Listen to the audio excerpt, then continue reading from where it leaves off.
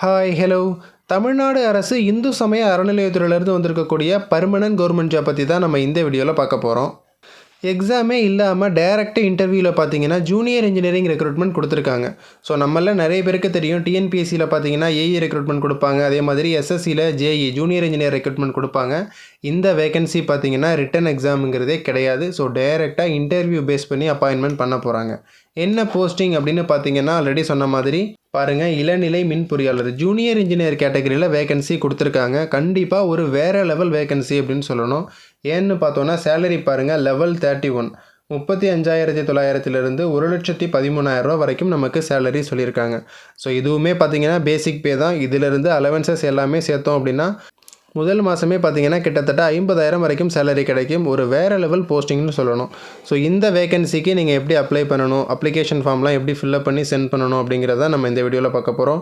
இதே மாதிரி இந்து சமய அறநிலையத்திலேருந்து பார்த்தீங்கன்னா டிஸ்ட்ரிக்ட் வைஸாக ரெக்ரூட்மெண்ட் கொடுத்துக்கிட்டு இருக்காங்க. ஆல்ரெடி நிறைய டிஸ்ட்ரிக்ட் நம்ம சேனலில் வீடியோ போட்டிருக்கோம். மறக்காமல் நம்ம சேனலை சப்ஸ்கிரைப் பண்ணி உங்கள் டிஸ்ட்ரிக்ட் நேம் கமெண்டில் சொல்லுங்கள். ஸோ உங்கள் டிஸ்ட்ரிக்டான நோட்டிஃபிகேஷன் வரும்போது இதே மாதிரி நான் அப்டேட் பண்ணுறேன். இப்போது இந்த அப்ளிகேஷன் ஃபார்மை நம்ம எப்படி ஃபில்அப் பண்ணுறதுன்னு பார்க்கலாம். பாருங்கள், இதுதான் அஃபிஷியல் அப்ளிகேஷன் ஃபார்மு. அருள்மிகு சுப்பிரமணிய சுவாமி திருக்கோயில் திருச்செந்தூர்லேருந்து தான் இந்த ரெக்ரூட்மெண்ட் கொடுத்துருக்காங்க. ஸோ நம்ம எல்லாருக்குமே தெரியும், திருச்செந்தூரில் இருக்கிற முருகன் கோவிலிருந்து தான் இந்த ரெக்ரூட்மெண்ட் வந்திருக்கு. என்ன கேட்டகரியில் வேகன்சி கொடுத்துருக்காங்க அப்படின்னு பார்த்தீங்கன்னா, ஃபஸ்ட்டு பாருங்கள், விண்ணப்பிக்கும் பதவியின் பெயர் இளநிலை மின் பொறியாளர். ஸோ ஜூனியர் இன்ஜினியர் கேட்டகரியில் தான் வேகன்சி கொடுத்துருக்காங்க. அதனால் பார்த்தோன்னா இளநிலை மின் பொறியாளர் அப்படிங்கிறத எழுதிக்கிறோம். இந்த இடம் சின்னதாக பாக்ஸ் கொடுத்துருக்காங்க பார்த்தீங்களா, இதில் நம்மளுடைய பாஸ்போர்ட் சைஸ் ஃபோட்டோவை நீங்கள் ஒட்டிக்கணும். ஃபஸ்ட்டு பாருங்கள், நம்மளுடைய நேம் கேட்டிருக்காங்க. உங்களுடைய பெயரை மார்க் ஷீட்டில் இருக்கிற மாதிரி எழுதிக்கோங்க. தமிழ்லேயே அப்ளிகேஷன் ஃபார்மை நீங்கள் ஃபில்அப் பண்ணுங்கள்.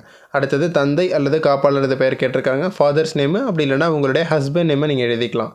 நெக்ஸ்ட்டு பார்த்தோன்னா பிறந்த தேதி, வயது. மார்க் ஷீட்டில் நம்ம டேட் ஆஃப் பர்த் என்ன இருக்கோ அந்த டேட்டை போட்டுக்கோங்க. அடுத்தது நம்மளுடைய வயது, தற்போதைய வயதை எழுத சொல்லியிருக்காங்க. ஸோ உங்களுடைய தற்போதைய வயது அந்த இடத்துல எழுதிக்கோங்க. அடுத்ததாக பார்த்தோன்னா தற்போதைய முகவரி. ரொம்ப சின்ன பாக்ஸ் தான் கொடுத்துருக்காங்க.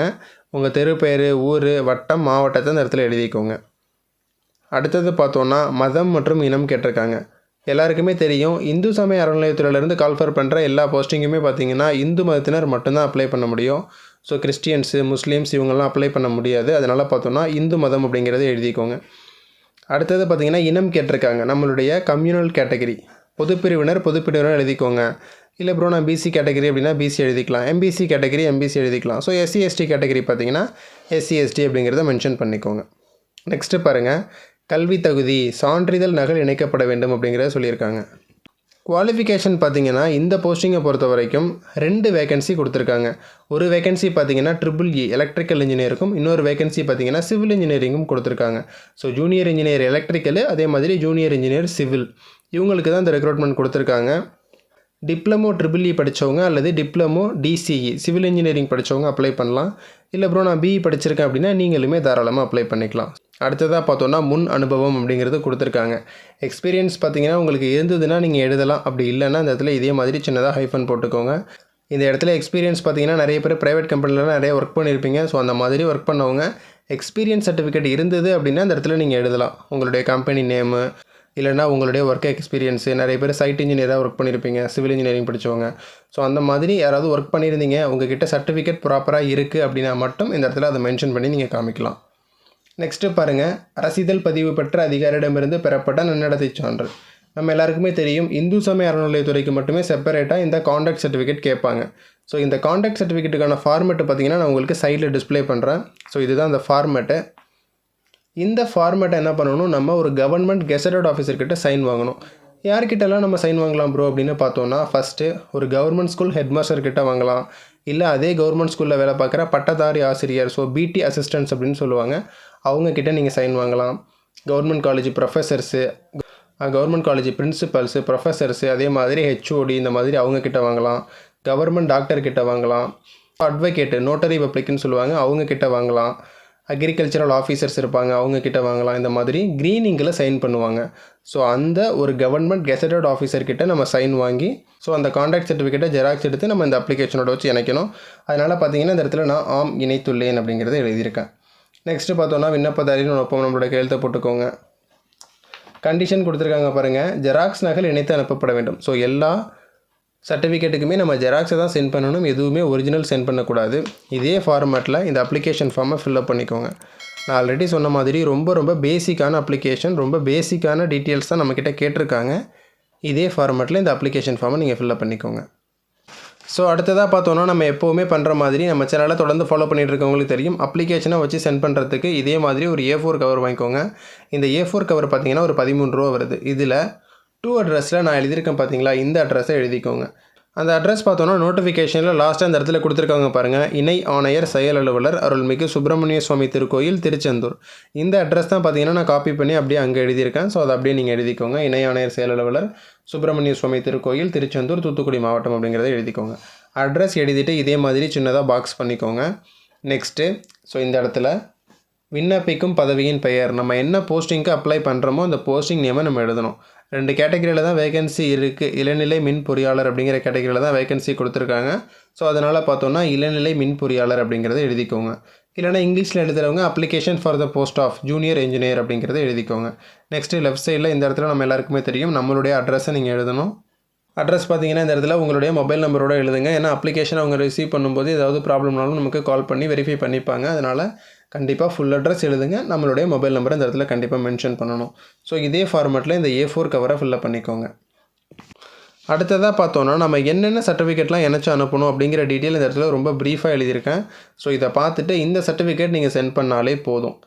என்னென்னலாம் நம்ம சென்ட் பண்ணணும் அப்படின்னு பார்த்தீங்கன்னா, ஃபஸ்ட்டு பாருங்கள், கல்வி சான்று நகல் டிசி ஜெராக்ஸ் அப்படிங்கிறத சொல்லியிருக்காங்க. கண்டிப்பாக உங்களுடைய டிசி ஜெராக்ஸை நீங்கள் சென்ட் பண்ணணும். அடுத்ததாக பார்த்தோன்னா, மதிப்பெண் சான்றிதழ் மார்க் ஷீட்டு 10th 12th அதே மாதிரி டிப்ளமோ அல்லது BE சர்டிஃபிகேட்டு. ஸோ இதில் நீங்கள் எது வேணாலும் சென்ட் பண்ணிக்கலாம். கண்டிப்பாக கம்பல்சரி பார்த்தீங்கன்னா 10th சர்டிஃபிகேட் சென்ட் பண்ணணும், 12th சர்டிஃபிகேட் சென்ட் பண்ணணும். அதே மாதிரி டிகிரி இன்ஜினியரிங்கில் டிகிரி சர்டிஃபிகேட்டு இல்லைனா டிப்ளமோ சர்டிஃபிகேட் நீங்கள் சென்ட் பண்ணிக்கலாம். அடுத்ததாக பாருங்கள், வகுப்பு சான்றிதழ் கம்யூனிட்டி சர்டிஃபிகேட் கண்டிப்பாக எல்லாருமே இணைச்சி அனுப்பணும். ஸோ ரொம்ப முக்கியமான certificate. So community certificate send பண்ணுங்கள். அடுத்து பாருங்கள், நன்னடத்தை சான்று காவல்துறை சான்று ரெண்டுமே பார்த்தீங்கன்னா இந்து சமய அறநிலையத்துறைக்கு மட்டுமே நம்ம இணைச்சி அனுப்பக்கூடிய சர்டிஃபிகேட்டு. ஸோ நன்னடத்தை சான்று பார்த்தீங்கன்னா நான் ஆல்ரெடி சொல்லியிருக்கேன், உங்களுக்கு ஒரு கவர்மெண்ட் கெசட்டட் ஆஃபீஸர்கிட்ட நீங்கள் சைன் வாங்கி சென்ட் பண்ணணும். ஃபார்மேட்டு நான் உங்களுக்கு டிஸ்கிரிப்ஷனில் கொடுக்குறேன். அதை டவுன்லோட் பண்ணி ஒரு கவர்மெண்ட் கெசட்டட் ஆஃபீஸர்கிட்ட சைன் வாங்கி அதை ஜெராக்ஸ் எடுத்து சென்ட் பண்ணுங்கள். நெக்ஸ்ட்டு பார்த்தீங்கன்னா காவல்துறை சான்று. ஸோ முன்னாடிலாம் பார்த்தீங்கன்னா நம்ம மேலே எந்த கேஸுமே இல்லை அப்படின்னு சொல்லிட்டு நம்மளுடைய ஃபோட்டோ ஒட்டி போலீஸ் ஸ்டேஷனில் இந்த சர்டிஃபிகேட் கொடுப்பாங்க. இப்போ பார்த்தீங்கன்னா ஆன்லைனில் அப்ளை பண்ணுற மாதிரியே கொடுத்துருக்காங்க. ஸோ நீங்கள் ஆன்லைனில் எப்படி அப்ளை பண்ணி வாங்கணும் அப்படின்னு அந்த வீடியோ பார்த்தீங்கன்னா நான் டிஸ்கிரிப்ஷனில் கொடுத்துருக்கேன். அதை பார்த்துட்டு நீங்கள் ஆன்லைனில் அப்ளை பண்ணி வாங்கிக்கோங்க. ஸோ ஆன்லைனில் அப்ளை பண்ணி நீங்கள் வாங்குறதுக்கு பார்த்தீங்கன்னா கிட்டத்தட்ட ஒரு 1 வீக் ஆகும். நெக்ஸ்ட்டு பாருங்கள், Aadhaar ID, voter ID, ration card xerox இது 3மே நீங்கள் சென்ட் பண்ணலாம். அப்படி இல்லைனா இதில் ஏதாவது ஒரு ஜெராக்ஸை நீங்கள் சென்ட் பண்ணலாம். நெக்ஸ்ட்டு இதர சான்றுகள் அப்படின்னு எழுதியிருக்கேன் பார்த்தீங்களா, இது என்ன அப்படின்னா உங்கள்கிட்ட வேறு ஏதாவது எக்ஸ்ட்ரா குவாலிஃபிகேஷன் இருக்கும். அதாவது பார்த்தோன்னா உங்களுக்கு ஒர்க் எக்ஸ்பீரியன்ஸ் இருக்கலாம். ஸோ அதே மாதிரி ஒரு கம்ப்யூட்டர் கோர்ஸ் நீங்கள் பண்ணியிருப்பீங்க, இல்லை டைப்ரைட்டிங் கோர்ஸ் பண்ணியிருப்பீங்க, இல்லை வேறு ஏதாவது ஒரு கோர்ஸ் நீங்கள் பண்ணியிருந்தாலும் அந்த சர்டிஃபிகேட்டையும் நீங்கள் தாராளமாக இணைச்சி அனுப்பலாம். அதுதான் இந்த இதர சான்றுகள். ஸோ உங்கள்கிட்ட வேறு ஏதாவது எக்ஸ்ட்ராவாக சர்டிஃபிகேட் இருந்தாலும் நீங்கள் இணைச்சி அனுப்பலாம். ஸோ ஒரு முக்கியமான கண்டிஷன் கொடுத்துருக்காங்க. இந்த ஜெராக்ஸ் எல்லாத்துலேயுமே பார்த்தீங்கன்னா கவர்மெண்ட் கெசட்டட் ஆஃபீஸர்கிட்ட நம்ம அட்டஸ்டேஷன் வாங்கி சென்ட் பண்ணணும். ஸோ நம்மளுடைய செல்ஃப் அட்டஸ்டேஷன் கிடையாது. இந்த இடத்துல பாருங்கள், அரசு பதிவு பெற்ற அலுவலர் சான்றொப்பம் பெறப்பட்ட புகைப்பட நகல்கள் அப்படிங்கிறத சொல்லியிருக்காங்க. ஒரு கவர்மெண்ட் கெசட்டட் ஆஃபீஸர். நான் ஆல்ரெடி சொன்ன மாதிரி இந்த நன்னடத்தை சான்று வாங்குறீங்க பார்த்தீங்களா, ஸோ அதே ஆஃபீஸர்கிட்ட உங்களுடைய குவாலிஃபிகேஷன் சர்டிஃபிகேட் இந்த எல்லா சர்டிஃபிகேட்லேயுமே நீங்கள் அட்டஸ்டேஷன் வாங்கி அப்ளிகேஷனுக்குள்ளே வச்சு சென்ட் பண்ணணும். ஸோ பார்த்தீங்கன்னா உங்களுடைய அப்ளிகேஷன் ஃபார்மு மறக்காமல் இந்த இடத்துல ஃபோட்டோ ஒட்டிக்கோங்க. அடுத்தது நான் சொன்னேன் பார்த்தீங்களா, இந்த எல்லா சர்டிஃபிகேட்டுக்குமான ஜெராக்ஸு. ஸோ எல்லாமே கவர்மெண்ட் கெசட்டட் ஆஃபீஸர்கிட்ட அட்டஸ்டேஷன் வாங்கணும். இந்த மாதிரி உங்கள் சர்டிஃபிகேட் எல்லாமே சேர்த்து இந்த இடத்துல பின் பண்ணிவிடுங்க. ஸோ பின் பண்ணிவிட்டு இதே மாதிரி இந்த A4 கவருக்குள்ளே வச்சு நீங்கள் சென்ட் பண்ணலாம். என்றைக்கு வரைக்கும் ப்ரோ நம்ம அப்ளை பண்ணலாம் அப்படின்னு பார்த்தோன்னா பாருங்கள், 14 பிப்ரவரி மாதம் 14ஆம் தேதி கொடுத்துருக்காங்க. கண்டிப்பாக இன்னும் 1 மந்த் டைம் இருக்குது. எல்லாருமே அப்ளை பண்ணலாம். அப்ளிகேஷனை நீங்கள் ரிஜிஸ்டர் போஸ்ட்டு அல்லது ஸ்பீட் போஸ்ட்டு எப்படி வேணாலும் சென்ட் பண்ணலாம். கூரியரில் சென்ட் பண்ணாதீங்க, ரிஜிஸ்டர் போஸ்ட்டு அல்லது ஸ்பீட் போஸ்ட்டில் சென்ட் பண்ணுங்கள். சில பேருக்கு இன்னொரு டவுட் இருக்கும், அக்னாலஜ்மெண்ட் கார்டு வச்சு சென்ட் பண்ணணுமா வேண்டாமா அப்படின்னு. நோட்டிஃபிகேஷனில் அக்னாலஜ்மெண்ட் கார்டு பற்றி அவங்க சொல்லலை. அதனால் அக்னாலஜ்மெண்ட் கார்டு வச்சு நீங்கள் அனுப்பலாம். ஸோ சென்ட் பண்ணாமல் கூட இருக்கலாம், அது உங்கள் விருப்பம் தான். இந்த வீடியோ பார்க்குறதுக்கு முன்னாடி நிறைய பேர் அக்னாலஜ்மெண்ட் கார்டு வச்சு அனுப்பியிருப்பீங்க. அந்த மாதிரி அனுப்பினாலுமே தப்பு இல்லை. ஸோ இதற்கு அப்புறமா நீங்கள் அனுப்பினாலுமே எந்த ப்ராப்ளமும் இல்லை. ஸோ நம்மளுடைய கன்வீனியன்ட்டை பொறுத்து தான். ஒரு நோட்டிஃபிகேஷனில் அக்னாலஜ்மெண்ட் கார்டு வச்சு நீங்கள் அனுப்புங்க அப்படின்னு சொன்னால் மட்டும்தான் நம்ம அனுப்பணும். அப்படி இல்லைன்னா நம்ம பண்ணலாம், பண்ணாமலும் இருக்கலாம். ஸோ நான் சொன்ன ஃபார்மேட்டில் அப்ளிகேஷனை ஃபில்அப் பண்ணி நீங்கள் சென்ட் பண்ணுங்கள். ஸோ வீடியோ டியூரேஷன் பார்த்தீங்கன்னா ரொம்ப லென்த்தாக இருக்கிறதுனால குவாலிஃபிகேஷனு, செலெக்ஷன் ப்ராசஸ் எல்லாமே பார்த்தீங்கன்னா நம்ம பார்ட் 2 வீடியோவில் பார்க்கலாம். இல்லை ப்ரோ எனக்கு குவாலிஃபிகேஷன் எல்லாமே தெரியும், அப்ளை பண்ணுறது தான் அப்படின்னா இந்த வீடியோ பார்த்துட்டு நீங்கள் அப்ளை பண்ணுங்கள். குவாலிஃபிகேஷன், ஏஜ் லிமிட்லலாம் எனக்கு டவுட் இருக்குது ப்ரோ அப்படின்னா கண்டிப்பாக நான் கொஞ்சம் நேரத்தில் நான் அந்த வீடியோ அப்டேட் பண்ணிவிடுவேன். அந்த வீடியோ பார்த்துட்டு நீங்கள் அப்ளை பண்ணிக்கோங்க. ஸோ நான் ஆல்ரெடி சொன்ன மாதிரி இந்த இந்து சமய அறநிலையத்துறையிலிருந்து நிறைய டிஸ்ட்ரிக்ட் வைஸாக நோட்டிஃபிகேஷன் கொடுத்துட்ருக்காங்க. மறக்காமல் நம்ம சேனலை சப்ஸ்கிரைப் பண்ணி தொடர்ந்து ஃபாலோ பண்ணிட்டுருங்க. தேங்க்ஸ் ஃபார் வாட்சிங்.